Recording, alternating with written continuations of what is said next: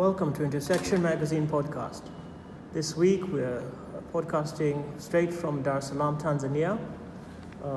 We have a few days in which we are trying to interact with as many people in the technology and innovation ecosystem in the country. It's a vast country, so we're trying to do as much as we can with people in Dar es Salaam. Hopefully we'll be back.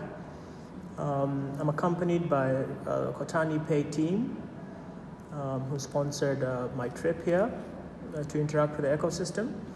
Our guest today is Emmanuel Kimaro. We actually met Emmanuel after interacting with another founder in the space from Remo app.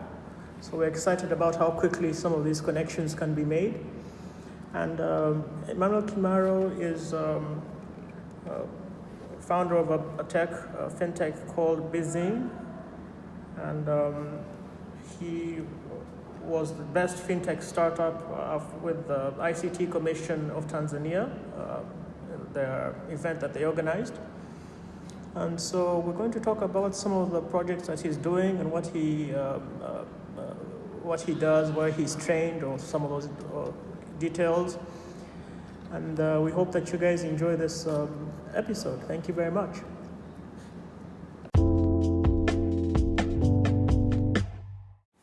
So Emmanuel, tell us a little bit about what you do and your product. What does it? What solution is it providing? Well, thanks. So Bizzyn is actually on a mission to become a #1 cloud accounting and financial management platform in Africa. So what we actually do, we are helping SMEs to have power the financial data by providing them an easy-to-use platform where they can transact easily. Our platform actually offers different services, starting from invoicing, payment processing, accounting management. And thereafter, we also have a virtual wallet, which is called BizPay. So what BizPay does is an alternative to credit scoring infrastructure, where we actually helping these SMEs to access to access working capital from these financial institutions. As it has been one of the huge challenges, especially in Africa, whereby these financial institutions are having a old traditional system whereby they requires a lot of paperwork for these SMEs to get financed. So we as Bizzyn, we are coming in by empowering these SMEs to keep proper record of the financial records, financial data, and thereafter we link them up with the partners who are financial institutions to provide them with the working capital. So we're actually helping them to have power of the financial data that they lacked before. Okay. So it's a fintech. Definitely, yeah. Okay. Tell us a little bit about your work with the ICT Commission and the opportunity you got with, I suppose, the prize of winning the best fintech startup. What year was that? And tell us a little bit about that interaction with the ICT Commission of Tanzania.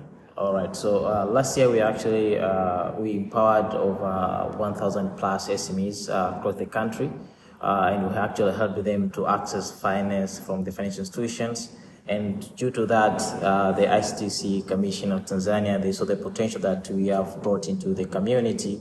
And there is actually, they ran a competition, and thereafter we were chosen as the best fintech startup for 2022 last year.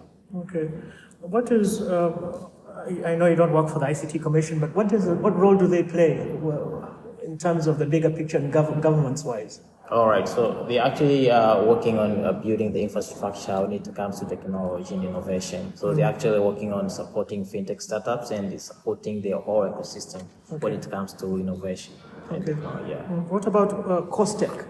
Okay, so Costech is ideally the same, but it's independently, So they're actually working on supporting startups, basically startups. But when it comes to STC, it's wider from these big fintech companies, Okay. Yeah. Thank you very much.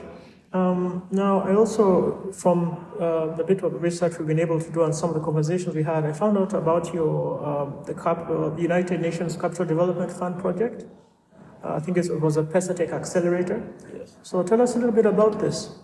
Well, so the PesaTech Accelerator program was funded by the UNCDF. They were actually looking for impacting startups which have impactful in the society, the community.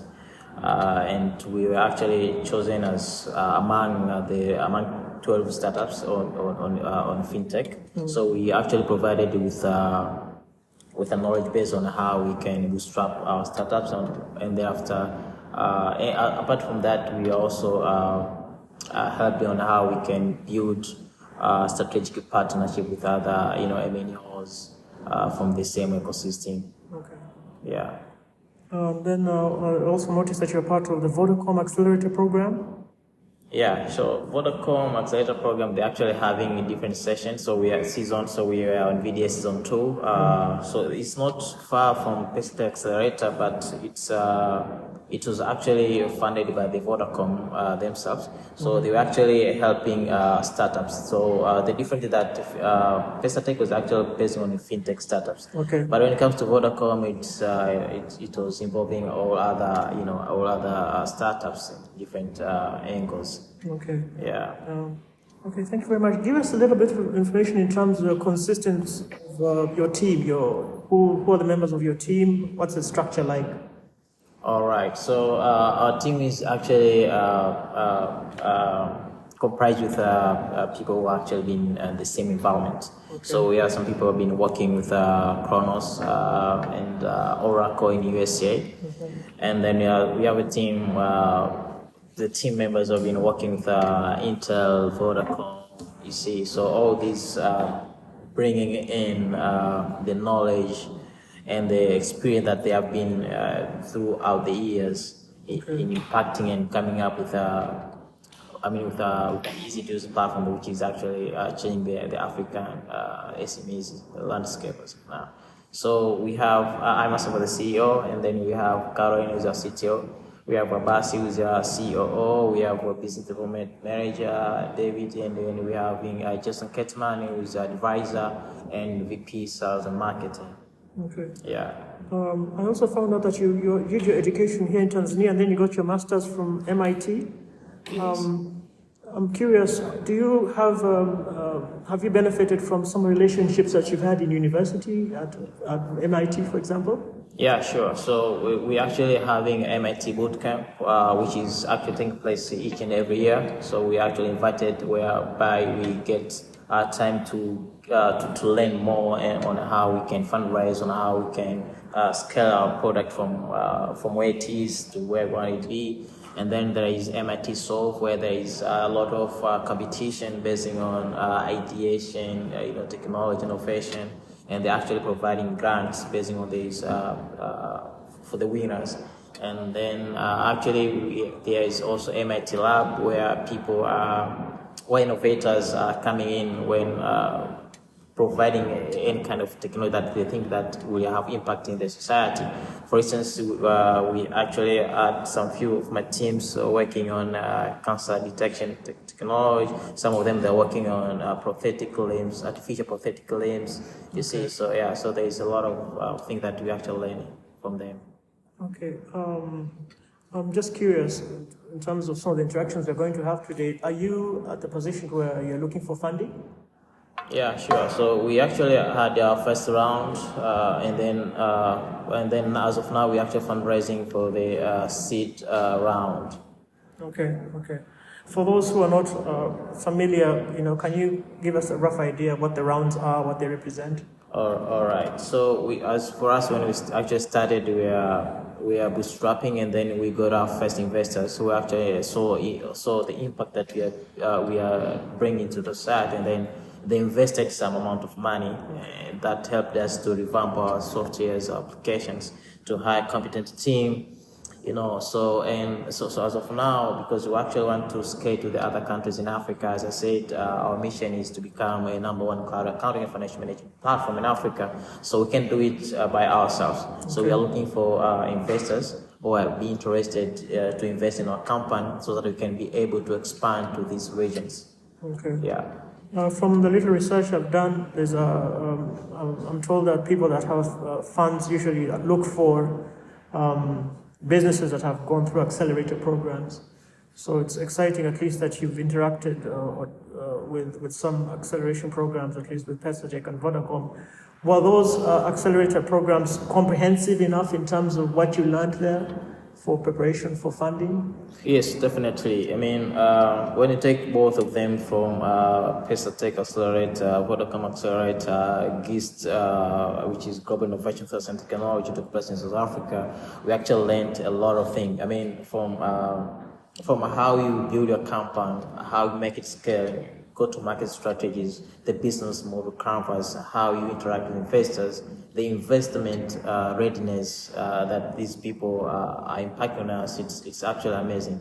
We couldn't do it on ourselves. You know, some of us are coming either from tech, you know, and some of them they don't have a business knowledge at all. So these accelerators are the ones who are shaping us. For instance, there is also another one I forgot to mention. It's ANZA. So ANZA program. Okay. So ANZA program, what they actually do is investment readiness. So we have already the platform, and then we actually want to scale, and then we actually want to be ready to be invested. So they actually provide us with the knowledge from how you sit on the board meeting, you know, how you present your startup, your company to the investors, what things that you're supposed to have, you know. Okay. So there's a lot of things that you are actually learning from these accelerators. Okay. What about associations? Are you part of any associations in Tanzania, maybe for fintechs or for startups? Tell us a little bit about that. Yeah, perfect. So I'm with Tanzania Startup Associations, and I'm also a member of Tanzania Fintech Association. Okay. Yeah.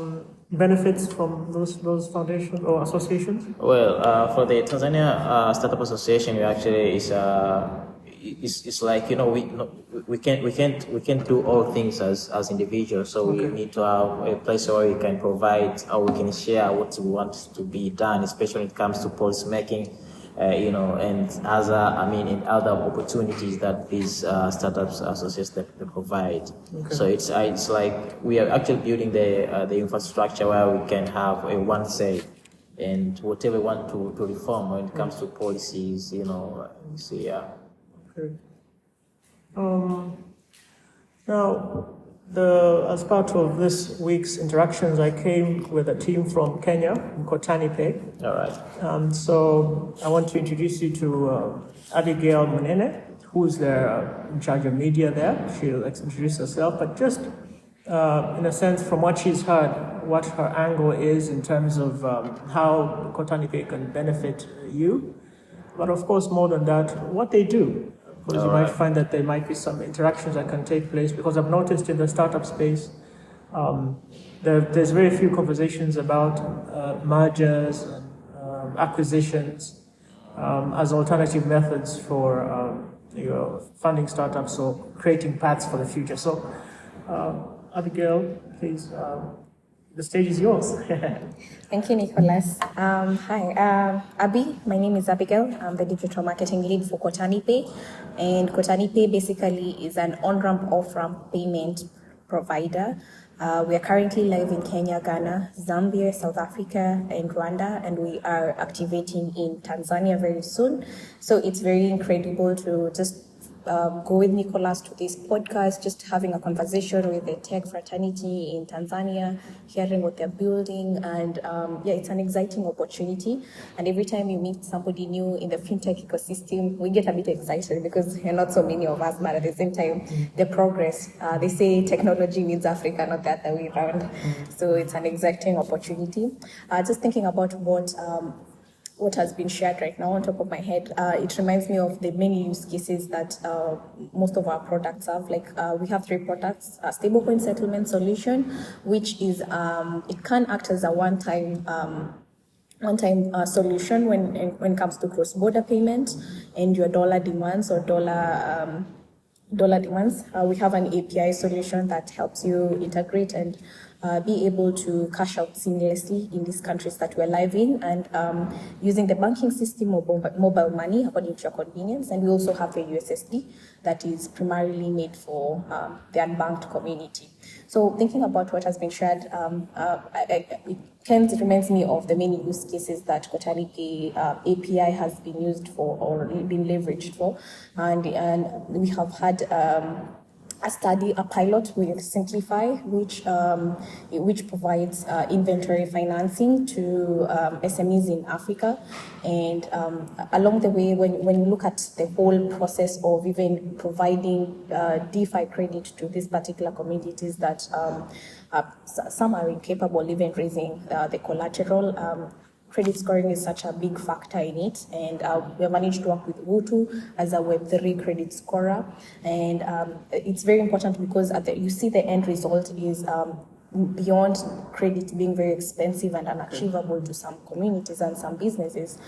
We are enabling this to be very closer to them, and they can actually even cash out this particular credit in their own local currency.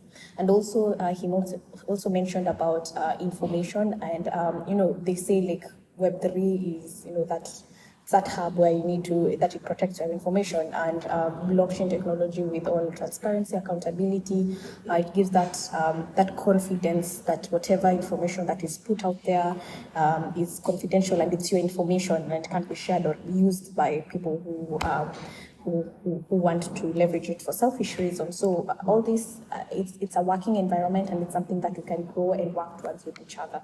Yes. Okay. Thank you very much. Going back to you, Emmanuel, I'm curious, how do you deal with media, for example? How do you deal with the pressure of media? Constantly being in the public eye and performance. How do you relax? In terms of how do you I feel like people that are producing products or software or designing, there's a lot of pressure to perform or to produce results and to act a certain way. So how do you deal with that challenge? Well, so we actually have someone in the team who's actually dealing with quality assurance. So whenever we onboard a client, for instance, who's a new customer, so for us, so there is a walkthrough whereby we actually make sure that they understand the platform, they understand how it works, and whenever they're having any issues, so there is someone already there to provide them with assistance. Okay. Yeah. Okay. Finally, tell us a little bit about how we can find you, your socials, the website for Bizzyn, and anything else that you wanted to add. Also, by the way, tell us about your healthtech app.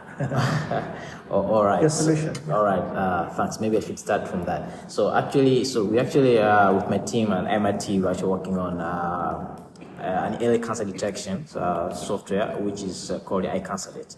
So icancerdet is an early cancer detection technology. So far, we're actually concentrating on two main cancers, that intestine cancer, pancreatic cancer, and so we actually want to, cancer kills a lot of people in Africa as compared to HIV, malaria, and TB altogether. And most of us, we actually subject to these medical hospitals when the cancer is at the last stage, it's incurable.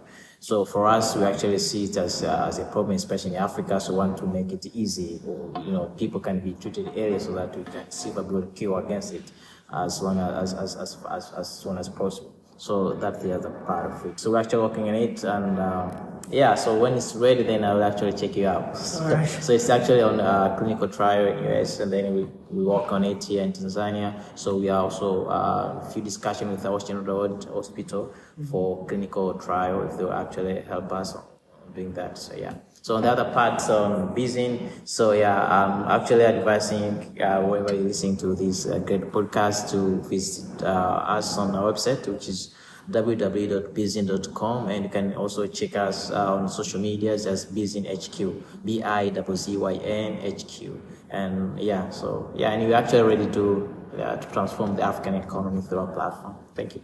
Thank you very much for spending time with us. Thank you, Abigail, for representing Kotani Pay today. Thank you so much. We look forward to connecting with you guys again in the future. All right.